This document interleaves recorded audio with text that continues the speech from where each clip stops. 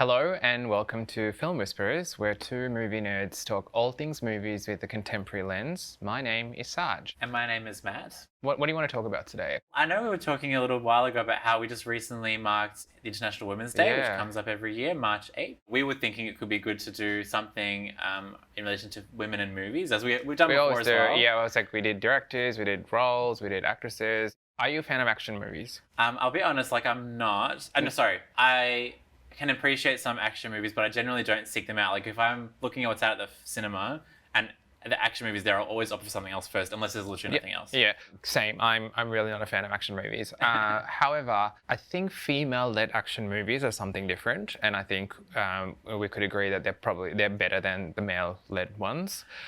So I thought we could talk about female-led action movies and go through what we think is good, not so good, and what surprised us. I think that's a good idea, and I just want to say as well, and I probably have said this before in previous segments, but maybe part of the reason for me at least why growing up I didn't really watch a lot of action movies and still don't now is because so many of them, not the ones that center women, but the ones that are male led, generally the male character is very macho and 100%. super hyper straight.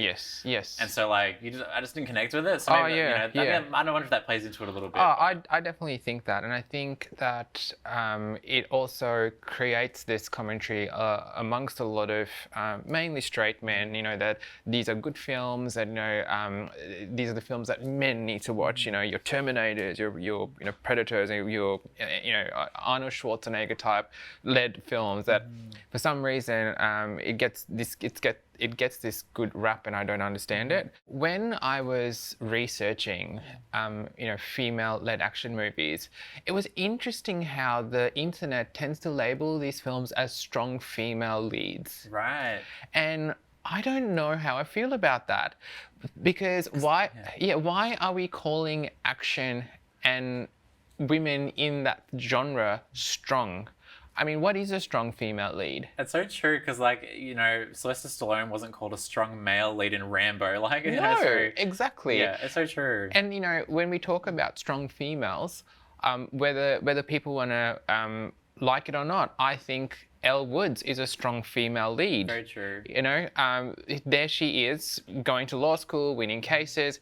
She does it in high heels and a pink dress. It doesn't necessarily have to have a gun and action to be a strong female lead. So true. I think when other people, the critics or the press talk about strong female leads, they do reference, they just mean a woman who's not a typical woman, someone who's more whatever. But I think today when we're talking about it, we mean just more women in film, or action movies in this case, who just deliver these amazing performances. It's not about how they look or how they present. It's more just about them. Am I right in saying that? Yes, but look, let's delve into that, because I think some of the films that we talk about, they do have female representation, but it's also the way they look, I think, is also important. So okay, let's start with you, because I know I'm really wanting to unpack this. So what's your good female-led action movie? Yeah, I was having to think about what one I was going to pick, and I think the one I would go with is one of the earlier ones that I watched when I was younger, that I just really loved. I definitely watched it when I was too young to watch it, but I watched it anyway, and that was Kill Bill. Yep. I guess volumes 1 and 2 really, but I'll stick with volume 1. Just because for me, watching that, I was like, holy crap, this is amazing. I found Uma Thurman's performance as, the main character to be Beatrice, isn't it? That's right, Beatrice. Yeah. Amazing. It was so she was powerful. She was out there fighting for herself, and I guess it was just it was really. I found it really amazing. So that would definitely be my pick. So I'm gonna agree, Matt. I thought that was an amazing film, and I sort of struggle with that, because I know I've spoken about the misogynist undertone of Quentin Tarantino movies, and it's this ongoing thing where he always likes to make sure women are mistreated and are violently mistreated, and then he does Kill Bill, and I sometimes have to wonder whether, even with a film like Kill Bill, is it shot through that male gaze? Interesting point. I think because in both volumes, I guess, even though Uma Thurman's character is trying to get revenge to a number of different people, regardless of gender, obviously a handful of people that she has these fight scenes with are other women, and there's a lot of it is violence between these different women, as opposed to it's not as satisfying necessarily as watching her get Bill or like one of the male Yes. characters. So yeah, it's an interesting point. I mean, it's obviously given the fact that it's directed by Quentin Tarantino, it is kind of being shot through from a Yeah. male gaze. So But at the same time, I think there's some very complicated storylines in that film, which was nice to see. You know, the Lucy Liu storyline, for example, really dark, really intense, and I don't know. I definitely have that appreciation for. I think it came out. Is it 2003 or Early I don't? 2000s, it's, yeah. a film of that nature, directed by Quentin Tarantino, was pretty phenomenal at the time. I don't know. I think looking at it from a contemporary lens, maybe it still stands the test of time, and I really wouldn't label it as misogynist. But I still think there is that sort of apprehension around Quentin Tarantino's directing style. definitely, and I think you made a good point before about like the interesting storylines and them being a bit like there's a lot to them.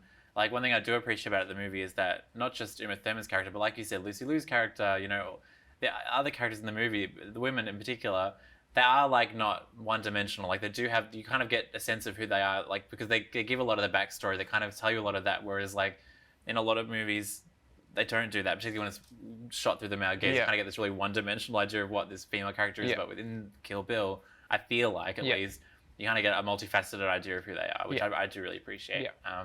But yeah, that would definitely be my pick. What about yourself? What's your good Yeah. action movie with a female lead? I absolutely love Mad Max Fury Road. Yes. Of course, Yep. So now even this, right? I thought this was really really interesting because I remember when this film came out. So I think it came out. I think it was 2017. I think. Yeah. And the commentary after the film came out was a bunch of very disgruntled men who thought that they were taken into cinemas and shown this feminist agenda movie course. because Max is not the main character. It's the Charlize Theron character, Imperiosa, I think is the name. Now, I think we've spoken about Charlize Theron. She is absolutely amazing, She's and great. even in a film that would be considered terrible, she will always be the Yeah, that's standout, right. and she plays this role to perfection.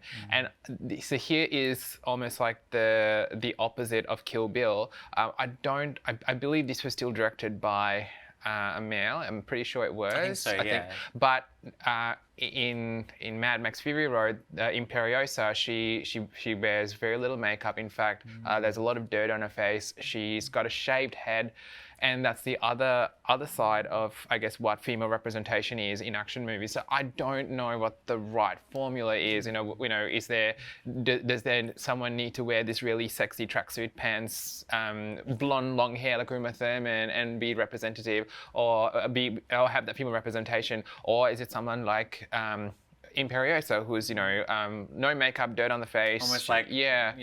The opposite of what we've been told is supposed to be like the epitome of femininity. Yeah, and stuff, yeah. So I don't know what and maybe they're both okay. I don't know, but I think both our action movie picks sort of fall into that spectrum of female-led action movies, I guess. Mad Max is definitely a really great one. That's a great choice. And I remember when I watched that too. I mean, aside from just being like a well-made movie, like visually it's quite amazing. And Amazing. it's so good.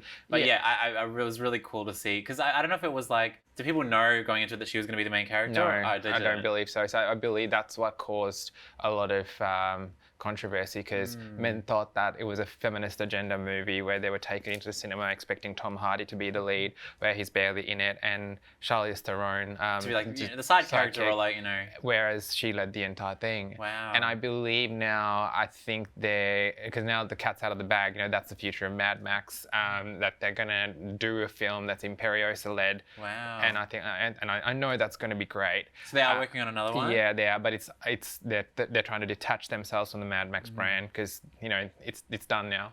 I also thought there were some really good supporting roles in there that were good Yeah. as well. And I believe it was shot in Australia. I think it was, Yeah, so some really good scenes. And I think, there was so much happening in that film.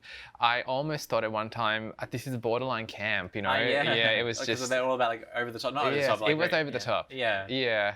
That's a very, very good pick. I should have actually used that for my one too, because I do really like that movie. But No, but then we would not have gotten to talking about... that's true. The comparison, Yeah, like that, exactly. Yeah. Oh, well, thank you as always, Saj, for chatting with me about female-led action movies. I hope you guys got some ideas of movies to watch at home.